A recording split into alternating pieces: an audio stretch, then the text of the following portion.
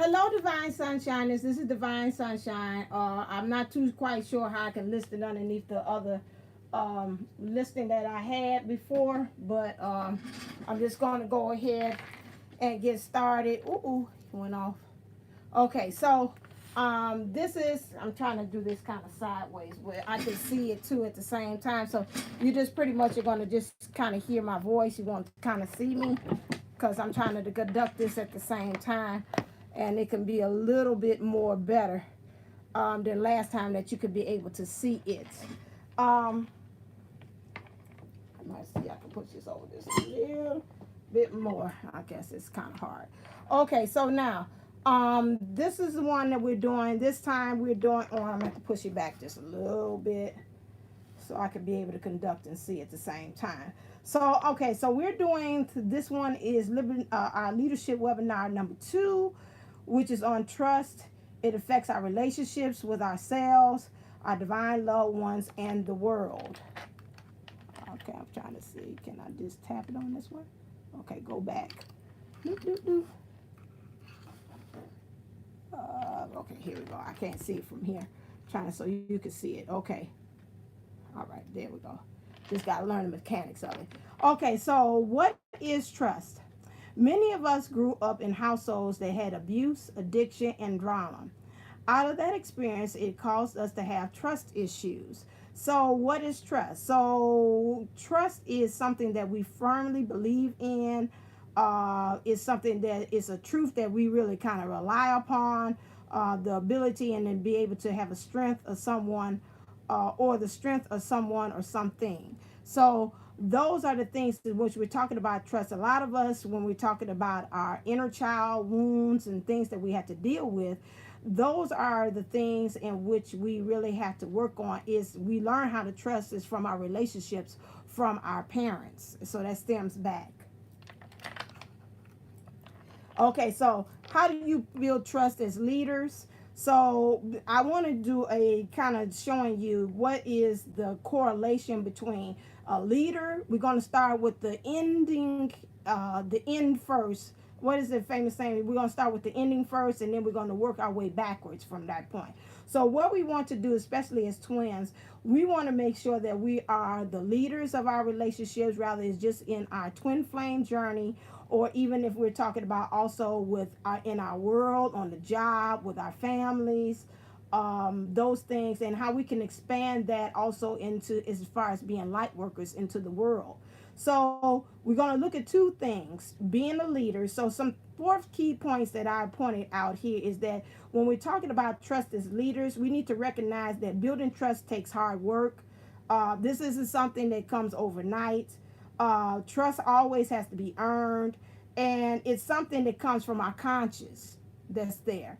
We also have to keep in mind that when we're talking about trust as a leader, how to build trust as a leader, that we have to be honest and supportive. That doesn't mean just for we have to start with ourselves, but even when we're interacting with our twin, we have to also be supportive of them. We have to be honest, like, hey, you know what you did X, Y, and Z with the karmic or this situation, it hurt me. You have to be kind of honest, because I've learned even in my journey with my twin that if I keep on doing that, it kind of starts accumulating and starts festering within me. And so now I kind of find a new way with my twin to kind of like, okay, let me tell you about yourself, but I always use sense of humor, because that's just me.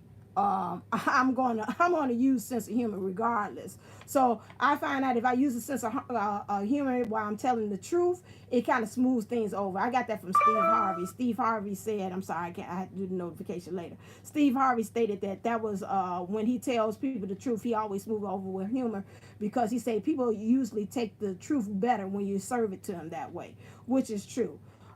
We also have to learn how to be quiet sometimes. Sometimes we want to give our twin, I'm going to give you a piece of my mind. I'm going to do X, Y, and Z. This is how I feel. I want him to know. Well, guess what? When we do that, guess what we're doing? We're speaking pretty much fluent karmic at that time.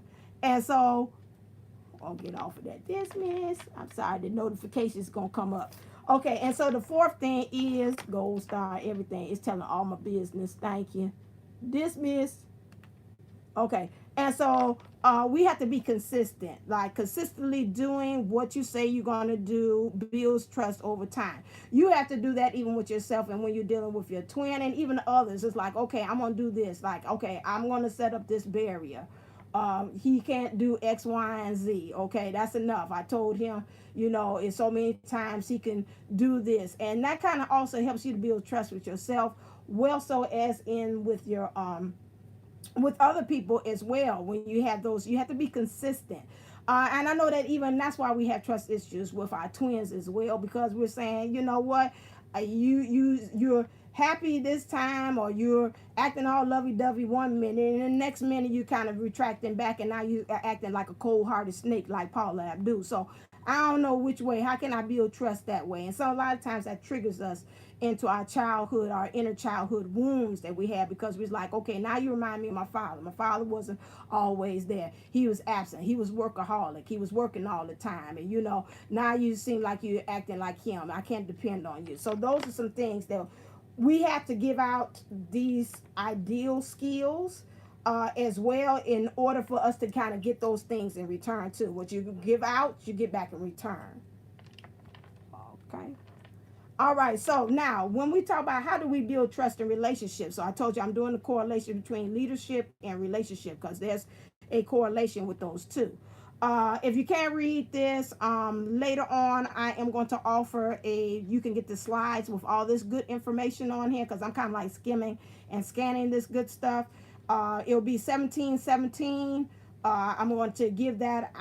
You can do PayPal. I'll set that up, or it might have to have Jupiter 1111 help me out. I see you on there to help me set up for the PayPal. And I'll have a workbook with this too, so it can help you to understand how to build trust as well. So this, although you can't see it, but you know, just kind of bear with me. I'm kind of gleaming and gliding through the good stuff through this, and this way you can be able to use this at your own leisure, kind of take it in, soak it in, chew it, savor it, and then from there. So now let's go back to how do you build trust in relationships. So first, you got to trust with generosity. I love this quote where it got from Jerome Blattner, which said, a person who trusts no one can't be trusted.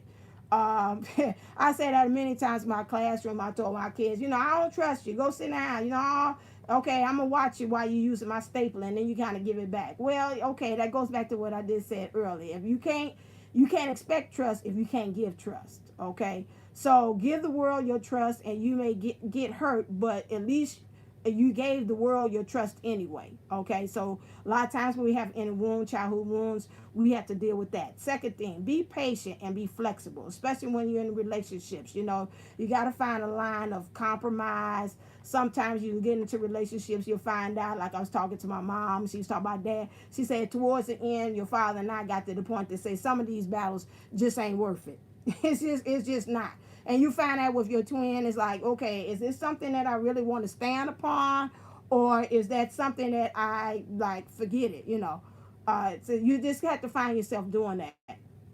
Third thing, be dependable. Again, that goes back to what we're saying again, consistency. You know, if you keep on showing the person the same thing over and over again, they're going to trust that's what you are. They're going back to Maya Angelou. You know, if they show you who they are, believe them.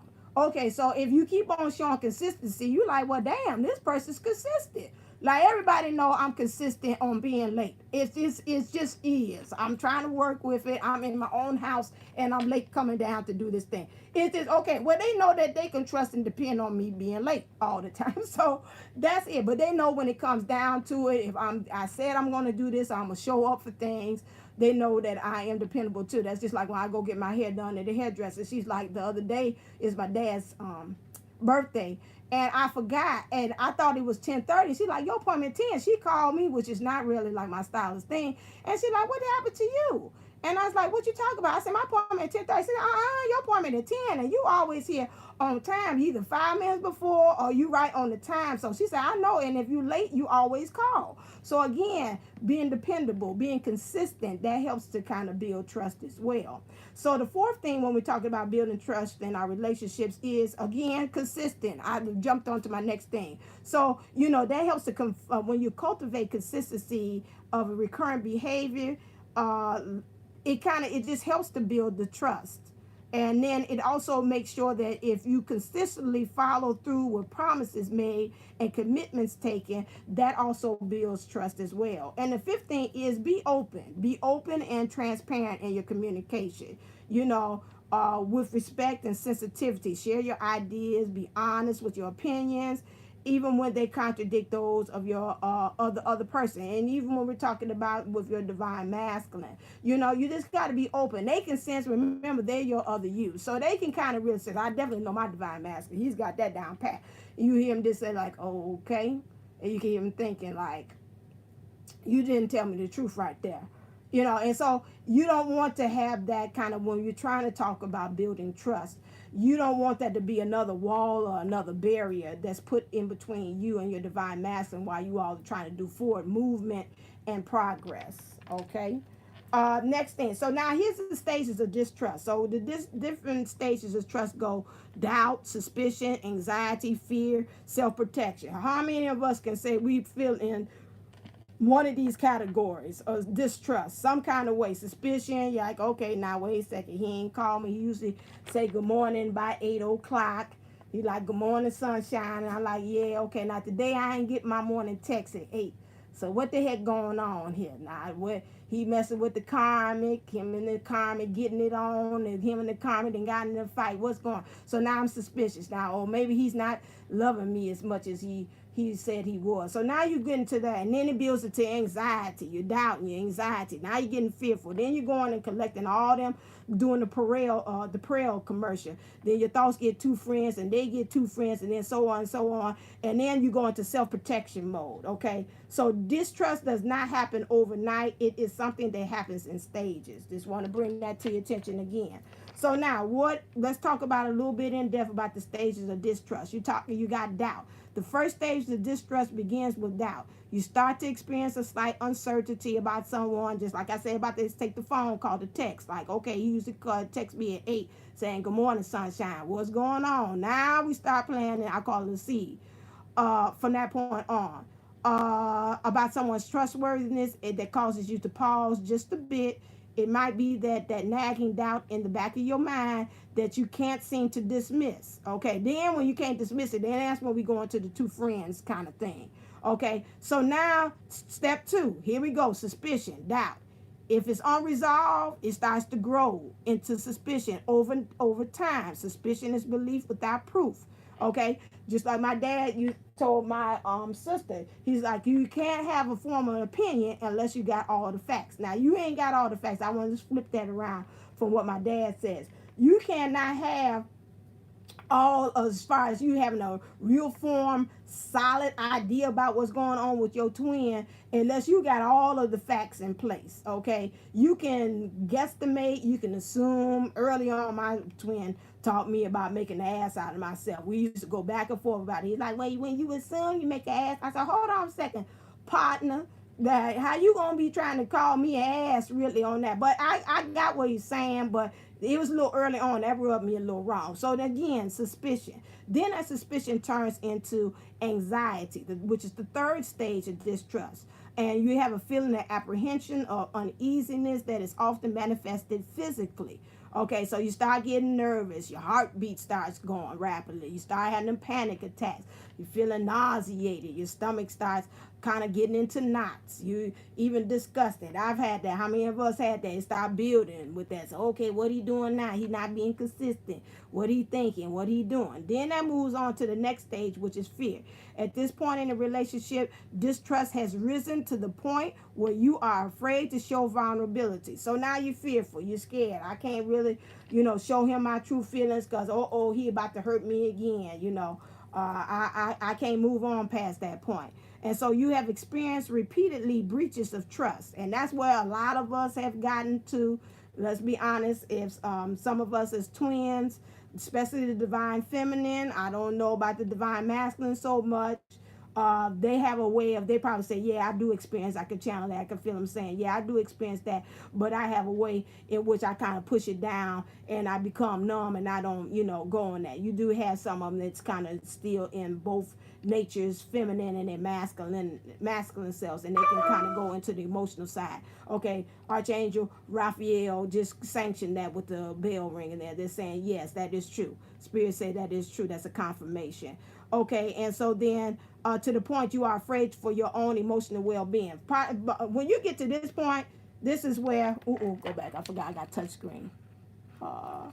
When you get to this point right here, this is where that reptilian brain then took over. You can't see, you can't hear, you can't think straight at all. It's over. It's a wrap by this point when we're talking about stages of fear.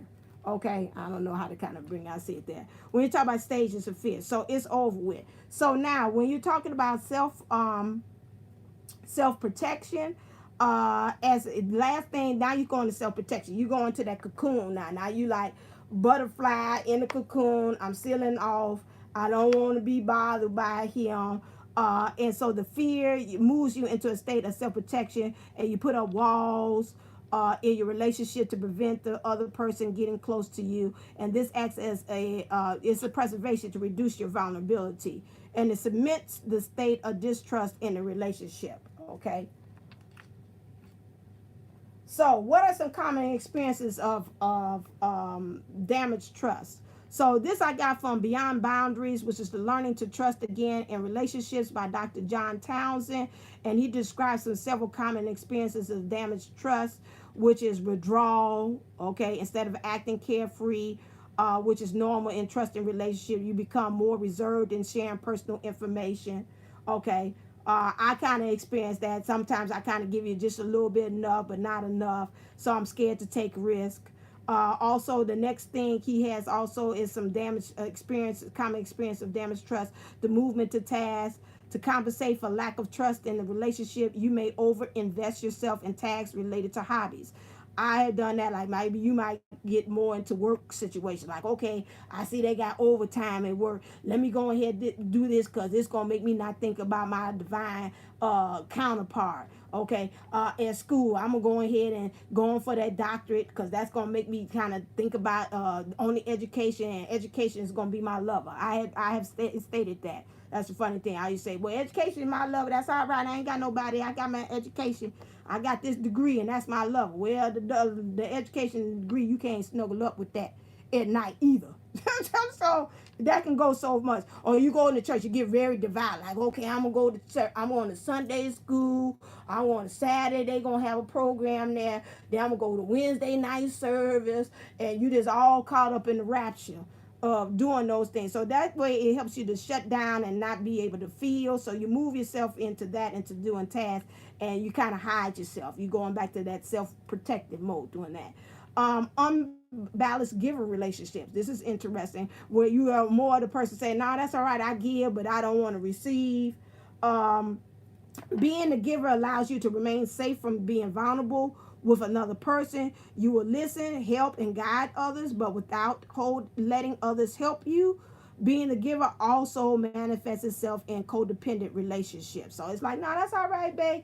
I'm going to give you that. What's happening? You having a problem? Oh, you didn't get your paycheck? Oh, okay, I got you, boo. I'm going to go ahead and hit you this $100 or whatever like that. So again, some bad habits. Trust issues can often lead to problematic behavioral patterns in your life.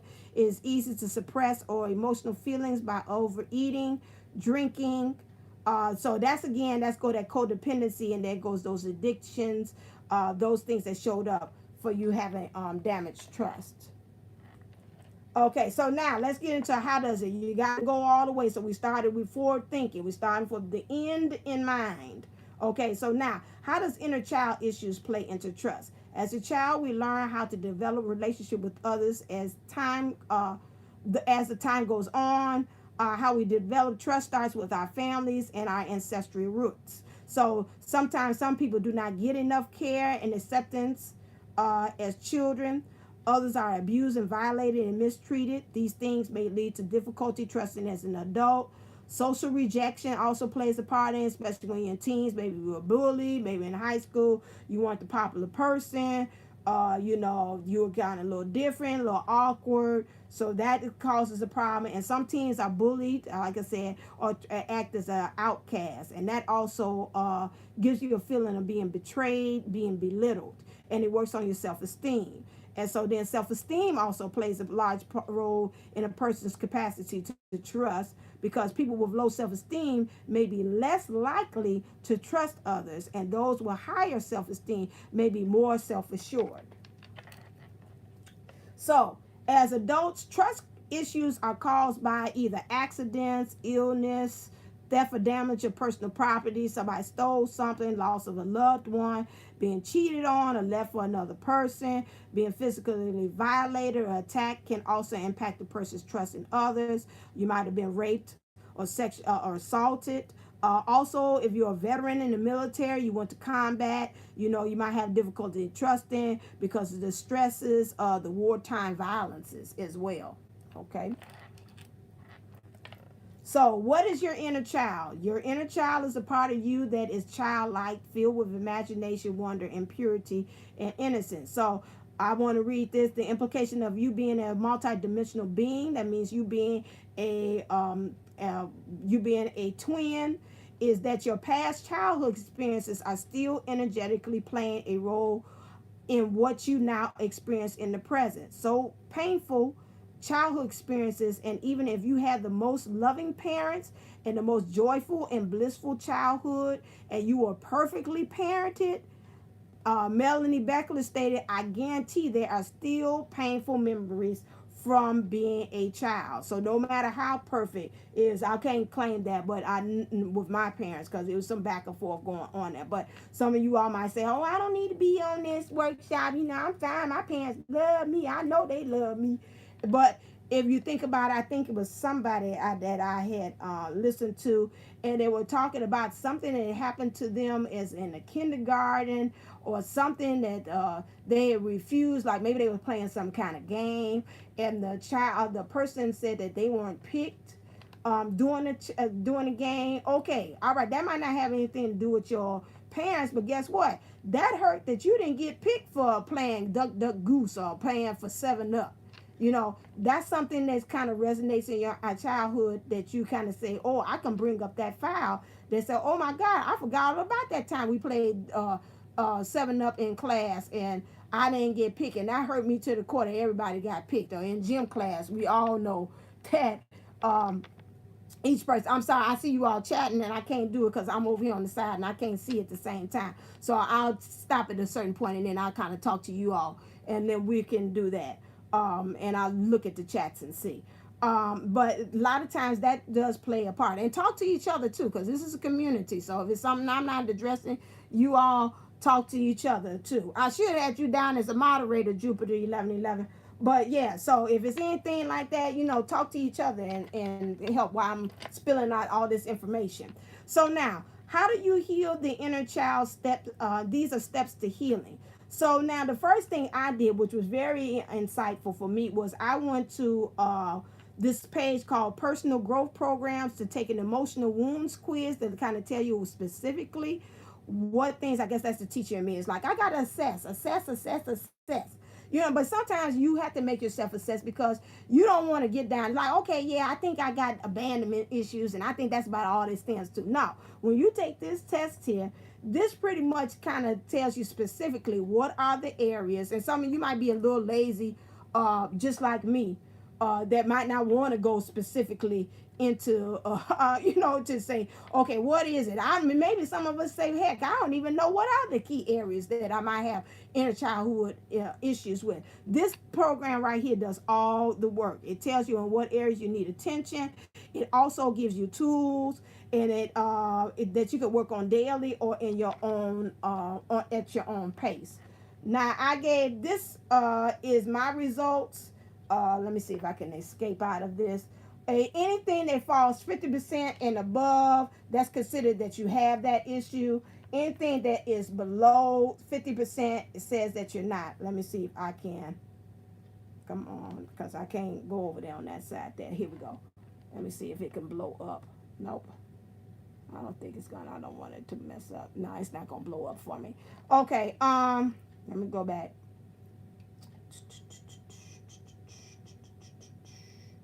Do I have it on that thing? Let me see in pictures. Hold on one second.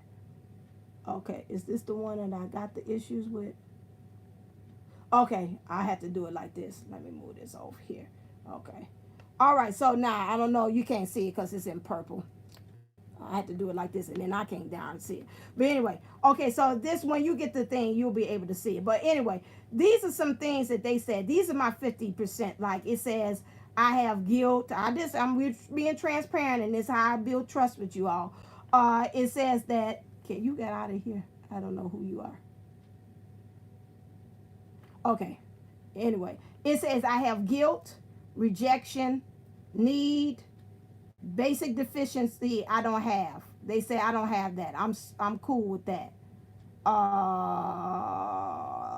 Yeah, I don't have that. But and I don't have needs. But I do have rejection, guilt. Hold on, this ain't the one. Hold on. Wait a second. Let me see. I got there's two of them open. That's that one. See all photos. I hope I ain't gonna show something I ain't got no business. No, thank you. Decline. Get out of there. No. No. Decline. Whatever. I look at it. Whatever. Get out of here. Oh, accept. Whatever. Okay. Here we go. Oh Lord. What's in new photos? I don't want to see that either. Ain't this about nothing? Okay. Here we go. All right. Let me see.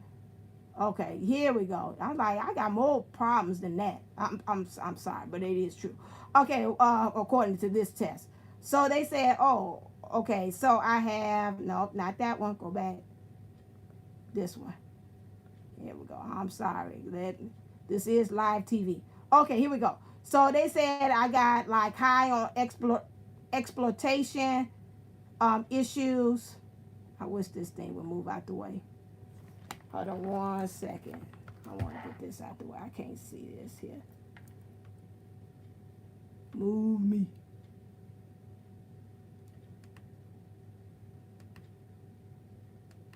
Move you out of here. Okay, I can't see that. Okay, so I got exploration. Somehow I was used by to meet my parents' needs. Yeah, because they used to use me as a moderator between the arguments that they had. Okay, you got abandonment issues. You can't see that. That part, after being taken care of for a while, I was abandoned. Now I am afraid of being left again. That's with my dad. That's his issue. Attack. I was yelled at, hit, exposed to violence. I was exposed to violence between both of my parents, and I'm afraid of people's anger. So that's true. Judgment. I was judged harshly and frequently. Now I feel inadequate and bad about myself. That's something from pretty much my mom.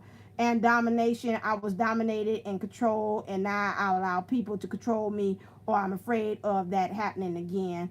Domination, that'd be more so. I guess that's mom. And then guilt. I was repeatedly made to feel guilty about things I did and not things. So, I mean, it goes into that. So you can click on one of these areas, and it give you some information on how you'll be able to change that. Rejection. So those are some things. Now, when I talk about things that I don't need, some other things that they have here is they're talking about like need. I wasn't adequately nurtured and cared for. Now I feel empty and needy. Basic deficiencies because of what happened to me. I feel that I am fundamentally flawed. Unlovable because that I'm not this. Because of what happened to me, I believe that I am not lovable. Shame, some violation things, betrayal, and not seen. Okay, so those are some areas in which this test talks about on the quiz. So that's why I like beginning from where I'm at, not from the beginning.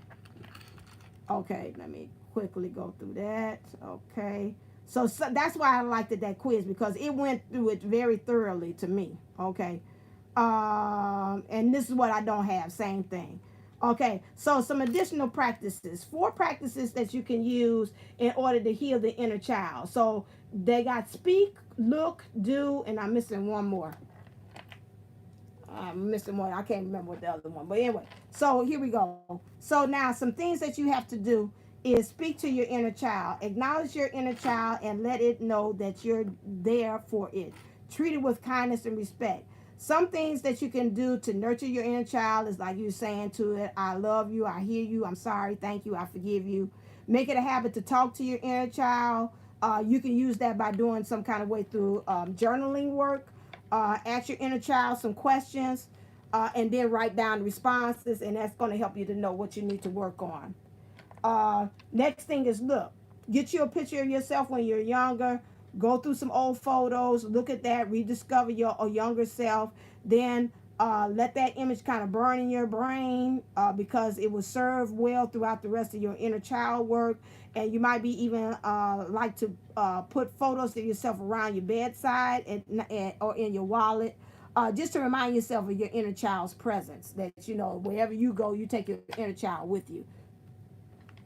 Because a lot of times I remember one of somebody's, a reader had said, a lot of times we always asking our higher self for answers, but we forget to ask our inner self, our inner child, you know, what would they do? What would they think is the solution about what's going on the twin flame journey or what's happening with you and your twin? Another thing that you can do is call an inner journey. One of the most powerful things that you can do is reconnect with your inner child. One thing they pretty much recommend that you do is you can do a meditation or a visualization. Now, in order to do inner journeys, it's important that you first gain the trust of your inner child through, and so once you have done that and you got a strong connection, then you're able to go on ahead and ask them to reveal to you some life circumstances that has been created that kind of play a part as far as the trauma that you're experiencing today. Okay, so how do you do the meditation journey? I have here listed here, just kind of briefly kind of going because I wanted 30, I wanted to stop. Oh, say 31. You can connect it to your inner child through meditation. It's a passive process. Simply breathe, relax, allow yourself to witness your thoughts and ask your question. For example, you might like to ask, dear inner child, when was the first time I experienced trauma in my life? When was the first time I was hurt by love or something like that? And then allow yourself to kind of witness the thoughts and what happens with that. You can get, that's just a little kind of bit of how you can do your meditation journal. Just kind of see where it leads you and takes you with that. How to do a visualization journey. This one is connecting in earlier life traumas through visualization. Connect with your inner child through visualization, which means to create a power place or a safe place in which you and your child can meet. Your inner child can meet your child. Well, yeah, in a beautiful garden. If you do Cassidy's thing, I've done with her. She always have it in the garden. She has a piece where you can do it, and you talk to your you talk to your inner child first. Talk about what things that you want to get rid of. You get you a nice like a cardboard box. You pour out, say, okay, what is the things that we need to get rid of? You pour all those things into that cardboard box. And then you say, okay, is it okay now that I want you to meet someone? You take your twin, you take yourself over to your twin, see him as a child or whatever inner child that it is, and you introduce them, or you go over, no, you stop. You talk to your inner child first. You go over to your twin and say, okay, stay right there. I'm gonna go talk to him. You talk to his inner child. You gain his trust. Say, is there anything that you would like to, is there anything that has hurt you, anything you want to pour into the box? You pour that into the box, and then once he's done that and he's getting your cut, say, okay, you twin, I want to take you over to meet the divine feminine as an inner child. And then you kind of let them kind of interplay, and you kind of watch how they kind of interact with each other. If they're kind of like, like a stranger, like, hi, and they kind of shy and they kind of sheepish, you kind of know it's some things that you kind of work on. If they like, oh my God, and they kind of really embracing each other, things of that nature, then you know that it's not too much work that you have to do. So that was one way that she had did with Cassie. I haven't done that in a while. And then you have them hug, and then you ask your inner child at the end of it, say, if it's anything that I can do to make you feel better, this is something that you would like to do as a reward of you opening up to me. So I remember one time my inner child was like, I want some ice cream. So I went to Baskin Robbins and got myself some ice cream. Or they might say, I want to draw, I want to color. So I was like, okay, let's color. So, you know, those are some things that you can do. But you have to, like they said, you have to pick that place in which that's pretty much safe. This right here, when you get the PowerPoint, it talks about the steps of how you can get into your visualization journey. I'm not going to get into that. Buy it for $17.17. It's cheap. You can do that. And so then next thing also, this is the fourth thing, which is recreate what you love to do as a child. Just like what I said, go ice cream, color. So sit down and think about what you love to do as a child. Maybe you like climbing trees, playing with toys, going to the sandbox. You love going to the swing. You know, kind of make time to include whatever activity you love to do as a child in your present life. And through inner child work, people have told this person I got from me that they've connected to sides of themselves that they never even knew existed as adults, and this discovery truly became life changing. So make sure in the course of doing this, go on ahead and create some playtime. You know, if it's playtime, going and kicking out, say, well, you know, I like to go with my friends and, you know, we just hang out and eat. And that to me is like playtime. You know, you could do that. Here's some additional resources. Take 5. This is 5 free lessons that are given and activities that you can do as far as journaling and healing your inner child is on Loner Wolf. You could also do some YouTube videos like with me. I think a lot. And a lot of times my conscious, my waking state, and those thoughts keep on bumping in and interrupting about what things maybe I've heard even on these meditative states, tapes and videos. And so then a lot of times I have to find myself pretty much doing subliminal messages where I'm go to sleep and then it kind of works with me subconsciously.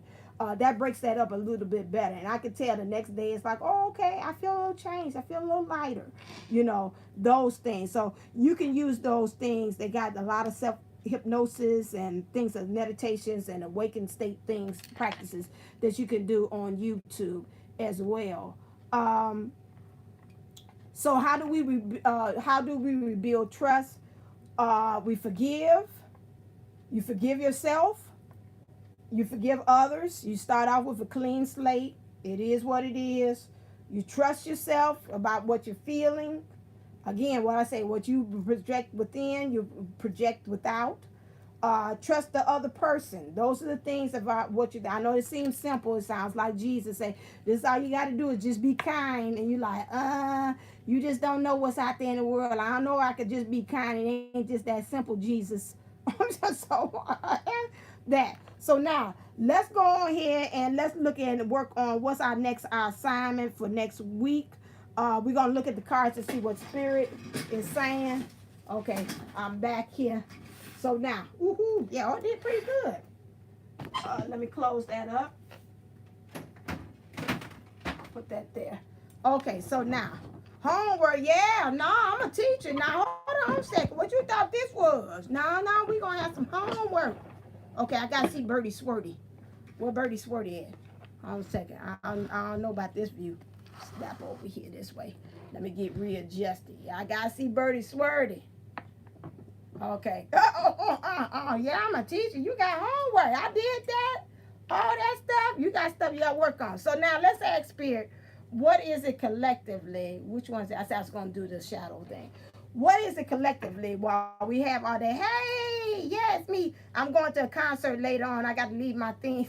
I got to leave my stuff all curled up because I don't know. We going to Northerly Island. They haven't hit a V103 Block Club party. If you go on there, you'll see me there walking around. I'm going to have the same outfit. I ain't changing. So I'll be there if you're going to be there as well. But I know it's very humid and it's off the lake. So I don't know what might happen to my hair. Clear. You know, about me and my hair. So let's ask the angels and the guides what are some things that we need to work collectively. We're picking up the energy and the synergy of this group that's on here now. What are some things that we need to, and asking the inner child, thank you. What is the main thing that we need to work on healing as far as starting with the inner child? Let's look at the shadows and let's see what are some things. That's what we're hiding and what they said we probably need to work on. And let's unravel from there. Whoa, we got two of them. Says addiction, we talked about that, but that's about trust to me when I go into that. So that'll be trust. Again, addicted. And then envious gluttony. Interesting. Let me see how I can put a spin on that. And that probably would be also how I can stem from that. That goes to trust again. Okay, let's go addiction. Addiction number 11. That's kind of self-explanatory, but we can delve and see if I get anything from here. Freedom was the worst lies. I could have been a slaver or a slave, but I choose the later. Addictions to something, to drugs, to love, to company, to evil. So that goes back again, what we did not get as a child, inner child. We're looking for something else to feel. That's for some of us, not all of us, but some of us collectively is that. And we're trying to feel something else to fill that void that our parent or something that we did not get as a child. Freedom is not a friend. As it promises responsibility, failure, and challenges, freedom can be taken, can be broken, can be stripped, naked, and whipped and abused. Slavery is a much cleaner choice if you give it all away at the beginning. How can they take it from you? So how can it be that it is so easy to believe that freedom is an illusion, and it's so hard to feel that slavery is an illusion as well? That the sky has limits, but chains have one as well. The irony of it all, when we lose the desire much before losing the will to fight, is that actually it's possible to reach for the sky even when bound by chains. So some kind of way, whatever it is that we're talking about in our inner childhood wounds, whatever we did not get, we're filling it up with these addictions, which is making us feel like we're enslaved, in which we are not really truly having freedom. And so in some ways, like they're saying, we're not trusting the idea of freedom. Going back to trust again. And I see them talking about freedom was the worst lie, because we all, it seems like in some ways we're enchained, enslaved to something. Okay, let's look. I'm curious about this envious gluttony, number 9. How does that feel in? Okay, there is a hunger sleeping just under the surface like an animal lurking. That's this one. This card is not just dark, it is unpleasant, sickly, disgusting. The differences in the how we feel in front of a vampire as opposed in front of writhing bugs is not an existential darkness that we can paint of romance, drama, and subtle anguish. It is raw, primal, reeking of rotting stench. It feels like there is darkness, and in that black landscape, there is a hole leading to an even greater darkness. That's why I say the hole to me feels like it's that void there, and that is calling. The urge is pressed down every time, played with, toyed with, treated like something that doesn't belong here. It's like rolling in the rolling in the deep. I can feel that. My heart inside, and you. Yeah, I know y'all gonna. I can feel it. Yeah, I can feel it. Rolling in the deep, baby. We rolling in this issue of this addiction. That's why I should call it. We rolling. Bringing out the twisted, refreshing feeling of demeaning oneself. Yeah, so whatever this addiction is, whatever this void, we're constantly, and it stems back to this inner child thing, we're constantly beating ourselves up about this. To that point, to the definite anger and envy. We cast it out of ourselves, and now it's truly a parasite. So some of us denied it, it doesn't exist, but then we claim it back. So that could be like bad thoughts, like habitual. I mean, you don't have to be thinking about being like Whitney Houston, talk about crack is whack, and I don't do no crack, and no darn well when they lights and cameras off, you in the washroom, you snorting up a storm, or you smoking up weed with crack-laced stuff. We it ain't always got to be that deep, but we're talking about at this point that it's at the point that if you got bad thoughts, like I know within myself that I have to watch it. It's thoughts. It's these habitually bad thoughts that keeps on turning over and over and over and over again that I had to kind of work on. And that's an addiction. It's like after a while, it's like, okay, now I don't hear no thoughts. What's going on? and it kind of puts you in panic state, and it's like, okay, now I got to go back and figure out some bad thoughts. Okay, now, like, okay, this piece of hair here, now I know I pinned it, I look bad, but dad, this piece of hair, you know, I got to find something to keep on saying, perpetually keep on doing those things about myself. So that's what it's saying. And what if the scary monster is just a scrawny, starved feeling? What if it's just a little thing, dark as tar indeed, but to be sorry of and not to be feared? You know, it's like, okay, it's okay, you know, established it, the head knot, whatever, that's it. So let's kind of delve into and see about this. So we got these addictions. This stem back from, going back like this, stem back from inner child wounds that was placed there. It's this darkness that we're kind of hiding. Whatever it is, it's something that we could habitually, addiction means it's something that we habitually do over and over and over again. We try to say it's not there, but it's festering, and we ain't got to the root of it to get rid of it. Got it. Okay, got it. I understand it, because I was kind of rolling in the deep. That's a little deep. Had you played it? And you was playing it. I didn't know what the heck we was going with that. Okay, so let's go on with this. Let's see. Clear. Can I get some clarity on this, please?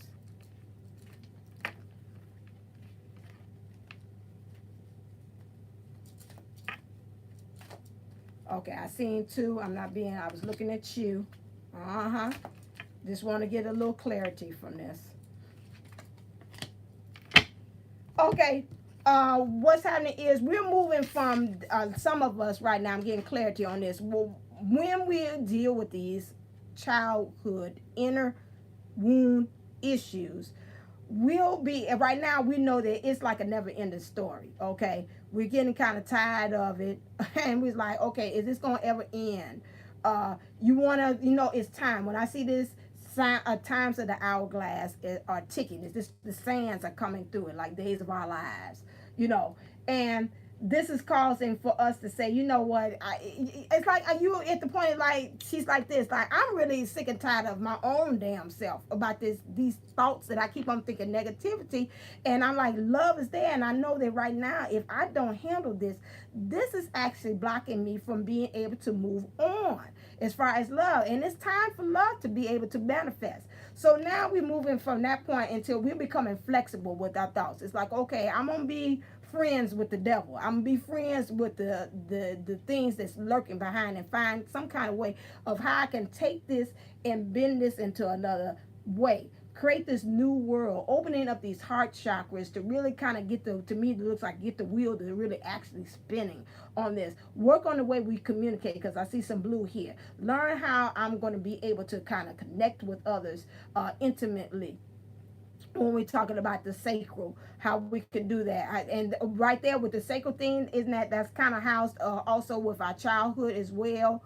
All those things in the lower part. If I remember correctly, I might be off. But that is something that we got to actually we've got to deal with. And it's going to make us be able to blossom in our thoughts and our minds when we actually take a handle of these addictions, these things, these habits, these things that we do habitually as well. When we're talking about this envious gluttony, which is this darkness that we keep on festering, we keep on feeding off of, and it becomes like a parasite. We know in some ways, I'm seeing this in reverse, it's like it's blocking us from being really truly happy, where we can be able to go into that the whole new world. So you can be able to go into the whole new world, so you can open up and unlock some things about you, so you can really open up the door to being truly happy, and you're being light, where you can dance. To me, it's like going with the rhythm of life. When you're dancing, you're on beat. You know, you're not that one that's kind of awkward and got that one dance beat. It's like, I could go with the flow. So you'll have things to celebrate about it. And I'm picking up also intuitively, people will have things to celebrate about you as well once you kind of deal with these situations too. Let's look at what are some things that we have to surrender, because I'm trying to make sure this is just an hour. I want to hold up your Saturday. Okay, so clear. What are some things that you have to surrender? What are some things we have to surrender? And here comes the homework. Who's that say they didn't want no homework? Listen here, I want to see you after class.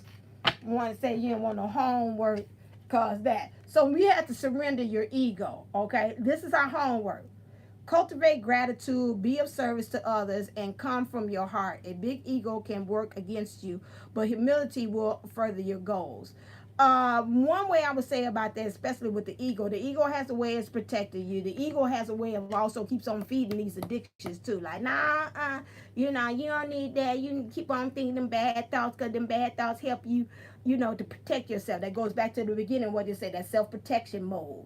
I'm scared to be vulnerable, so now I got to go in self-protection mode. You know, all those things about distrust and how it feeds into that as well. The ego has a way. Ego is good, you know. It has its points, just like when we talk about even within angels. You know, angels also have two sides to them as well. You know, you have to watch that. But at the same time, when we're saying we're also, we have shadow and we have light to us as well.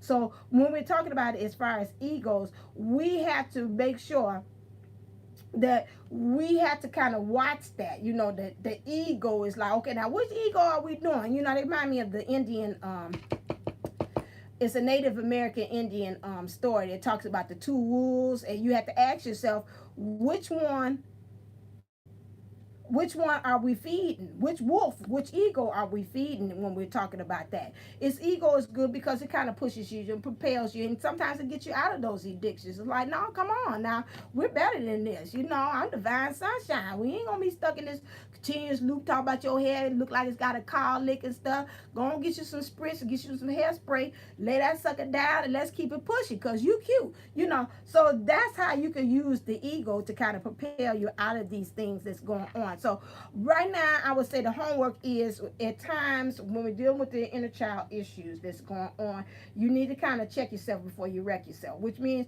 you got to look and see, okay, which ego, which wolf. So we're going to take on the totem this week of the wolf. So you see any kind of signs of wolves, that's kind of, maybe, let's put it this way. When we see the wolf sign there, that's kind of telling you, okay, take a little marker, kind of check yourself. To kind of see, you know, like, okay, okay, I see this wolf is telling me, you know, which way I gotta kind of see, maybe something I'm not doing right, you know. So which one are you actually feeding? Let's ask, as far as divinity, what do we have to clear, what do we have to work with? Oh, I like it when they had that. Goddess of destruction. Okay, I know this card by heart. Help us, Jesus. Because this card right here, and I don't need to look this up, is learning how to destroy things. And sometimes when you got to destroy things, good things happen. So like I said, we got to get to the point. Our homework is we got to destroy this ego as far as how it kind of feeds into these things when we talk about these inner child wounds that we're having, and how it's kind of that dark, the ego would kind of tell you, no, ain't no dark place happening, you know, I'm cool, ain't no fine, we gonna keep it covered. No, we got to go in there and dig it deep, because again, like the card said, it's blocking us from union. It's blocking us from experiencing really self-love. Forget about the overall picture. It all starts with you. It's saying about you as far as yourself, really truly expressing love. So with yourself, okay, and then you can be able to go ahead and push it forward, and then say, okay, like an onion, myself, my twin, the world, you know, from that point on. So at this point, you got to be a goddess discretion. Say, it's okay if I start going through here and just do demolition on stuff. Like, okay, let's just start off just like a child, inner child, like they say, it means innocence, starting with a clean slate, starting childlike. Let's go back to the beginning. Let's strip all this adult stuff, habits that I learned from family, I've learned from myself, from my experiences, from the social media, what it puts on me, and let's just strip it down, and let's just start. Now it's time for me to go ahead and get the bulldozer. This is what I'm saying, bulldozer, and just go ahead and bulldoze all this stuff. Because if you're here in the city of Chicago, heck, it's construction every damn street you go on, there's construction. So you got to kind of tell, it's construction season. Guess what? You put up there and say it's construction season. Let me go through here and see what things I need to strip down and destroy, so I can, from that point on, my divinity and my goddessness, or my God, like for my divine masculines that are watching, can rise. Okay, from there. Let's see, next one, 53, 7 minutes left. What is the overall, I'm curious to know, what is the overall energy when we handle these things and we cure these things? What is Clear. What is the overall energy that we are going to move into after that? Once we cure these, heal these things, not cure. That's temporary. Right. Okay. Right. Energy card. Nope. Nope. Nope. Nope. Nope. Nope. Nope. Nope. Nope. Nope. Nope. Nope. Nope. This is good tarot. Okay. So we got 10 of Earth, and we got Queen of Air. Okay. 10 of Earth. So the move in energy, once we heal these things from our childhood, what we move into Queen of Air.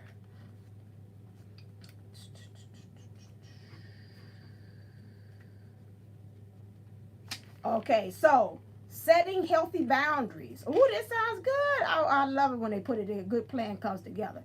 So setting healthy boundaries, strong self-esteem, calculated and shrewd decisions, clear communication, well organized, and a wordsmith. I have clarity of purpose. My intentions are in alignment with my understanding. There's always a strategy in the game called life. Can I let go of false truths and be rigorously honest with myself and others? Good. So you'll be able to ask the questions. Remember, going back to being consistent. That's what they're talking about. So you're letting go of those false truths that you had learned from childhood wounds. Oh, they left me out of the 7-Up game. Don't nobody like me. I'm too short. You know, those things. And that starts playing a part of you as far as outwardly. That's why they didn't like me, because I'm too short. You know, those things. And then also 10 of Earth.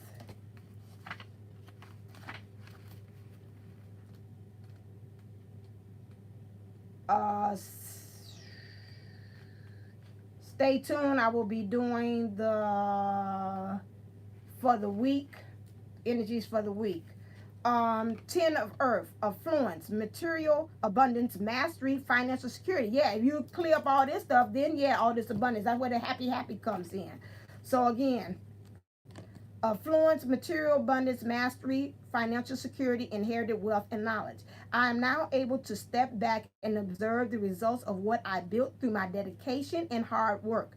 I claim ownership of the castles I built that have taken form in the material world. I have achieved mastery and inherited treasures of knowledge and experience, thanks to all I have been through. I smile appreciatively at my run of good fortune. Okay, so that's what that is. Let's look very quickly. I want to see what is. I want to just give me one card, please. What does your higher self want to say here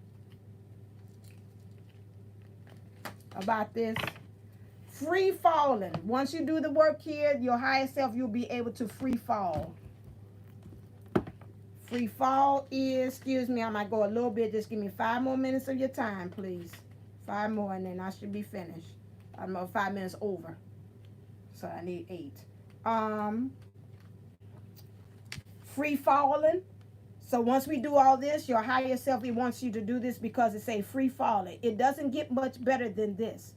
Deep, radical trust that appearances mean nothing, and that you and only you are the captain of your ship. What you say goes. You are in the unrestrained motion, and unseen forces are awaiting your command. So your angels, your guides are there to help you as you make this choice. So this is what your higher self is saying to you. Your guides are saying, clear. Woo. Okay, they got a lot to say. Lead by example. Again, here we go with leadership. Patience is a virtue. This is what your guides is telling you. So be patient as you go through this process. Okay. Again, leading again kind of helps to propel even your divine masculine, your divine feminine to come along. Let go of ego. Now, didn't I just, I mean, you know, it amazes me when it brings it all together. This is what your guides are saying. Let it go. And you are never alone. That kind of goes with your wolf. Remember, to me, it tells me the healing work that you're doing here also is healing your divine masculine. Remember, wherever you go, he goes. Or wherever your divine feminine is, wherever you go, she goes too. Okay, and I don't want to leave out and say, she always talking about the feminine, the masculine, like we bet. No, I'm not saying that. And then the universe, clear.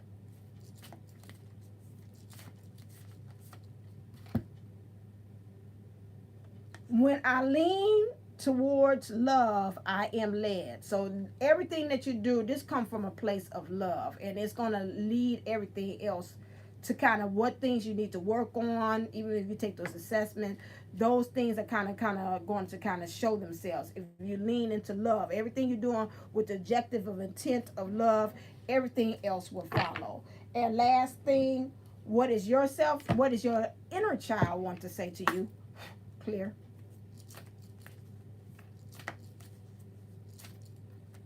Whoa, they got a message here.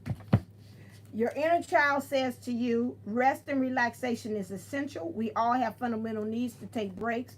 So your inner child, remember with the work, find some kind of way in which you can take a playtime with your inner child. They're saying that. Love endures. Love does not give up or lose faith. Love is hopeful and withstands every situation. Remember, as you was a child, you used to keep on playing with that one thing until you figured it out. Guess what? Become back to that inner child again and keep on playing with that thing. I love you. These are very important words. Your inner child says, I love you. Also, spend some quality time together. It's imperative that we spend quality time with those we are significant. I'm not even going to keep on reading. Your inner child is telling you, do the work, do the workshop things, go to Jupiter 11 things she has in her. Get your masculine package, something about the inner child work. I gave you some free options also that you can do. Like I said, if you do it 1717, which ain't free, but 1717, I will put the link down there for you to take the quiz. I will do that. So you can do that. That's free. To do that, so give me some time. Go do that quiz, kind of help you do the work. That's what's in quality time. Do the meditation. I kind of told you, go back through that, where you sit in the garden, you talk to them. Do those things. This meditation. Ask your inner child, when is the first time you felt trauma? Sit there and work and do that way. That's free. Okay, you ain't got to pay for that. Physical touch is important. For some of us, nothing is more important than a tender touch. This might include a pat on the back or giving a hug to someone who needs it. I think your inner child is saying sometimes hug yourself. Like, ooh. Say, inner child, I'm sending this to you. I just love you so. Yeah, I think you need that. I get a lot of times, I know that even with the kids in my classroom. They be like, Miss So-and-so, Miss Sunshine, Miss Booker, can I get a hug? And they be like, I said, what's wrong with you? Nothing, I just need a hug. So, sometimes you have to do that to yourself. And then appreciate this moment. Each and every situation has an opportunity to grow and find love. I would say the inner child is saying, stay present. Don't think about the past. The past, yes, they help you to heal. But then think about the now, the present as well. And then appreciate it. Because just like a child is wonderment in everything. Oh my God, there's a butterfly. Oh, mama, look at the butterfly. You're like, yeah, baby, look at the butterfly. Oh, mama, look at the clouds. The clouds are so pretty and puffy. And you're like, yeah, baby, the clouds are puffy. Yes, they are. Oh, mama, this milkshake is so good. It's so delicious. Okay, so you got to go back to being the inner child as well. Okay, so that's everything that we're talking about. Okay, so I kind of open up. Is there anything that kind of review or we touched upon? Or you like, no, I got a lot I got to work on, homework. Don't forget that, student. I need to see you after class. When it's over with, I need to see you for a second so I can talk to you about your homework. Oh my God. Ah. So that's it. But that's it. But what? Well, hold on. Wait a second. Wait. Okay, I gotta see. I can't see the chat. Oh my God. This thing here. Okay. Yeah. So that's it. I'm gonna go on ahead and do that. I think so. A lot of you all I seen. I got to look back at it myself. You all were pretty much talking and interacting with each other, and that's lovely. I love it. And helping out. You already took her. She thought she gonna have to help me. I almost had to give her my pass. Can you go in there and fix it for me? I'm gonna try. She gonna walk me through it so I can have that together.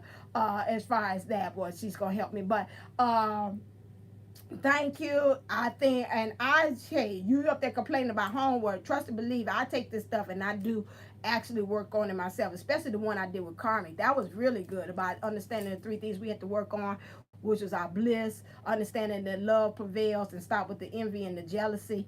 Those things, I've been working with that. I was like, we ain't speaking no more karmic on that one. Okay, so that's the thing. So again, if it's not anything, I think y'all kind of handle it. I don't want to oversaturate. Y'all got to y'all kind of divulge and kind of digest what the good stuff that I give you. You're always welcome to come see this over again. I'll change the title of it too. I was trying to hurry up and get on here because I didn't know how you do it, doing it live. So you're welcome. You're welcome. You're welcome. Oh, Jesus, you was on here? Get on out of here. That's one of my #1 fans right there. How you doing, Jesus? Send you love. Mwah. Send your love to you. Okay. And so that is something. I got excited because I see Jesus on here. Okay, so that is one of the things that you got to actually work on. All right, so I'm gonna go on off of here. That's it. You know I'm gonna sign back on and do my live. I'm gonna put the little things on there, the things so you all can, they have the link. So as always, stay enlightened, stay motivated, stay ascended. Namaste, namago. Mwah. Love you. Have a beautiful Saturday and enjoy the sunshine. You got late for class? Okay, you got to bring me. I need your pass. I need your pass because you was late. I need your pass. Excuse. Were you in another classroom? All right, see you. Mwah. Love you.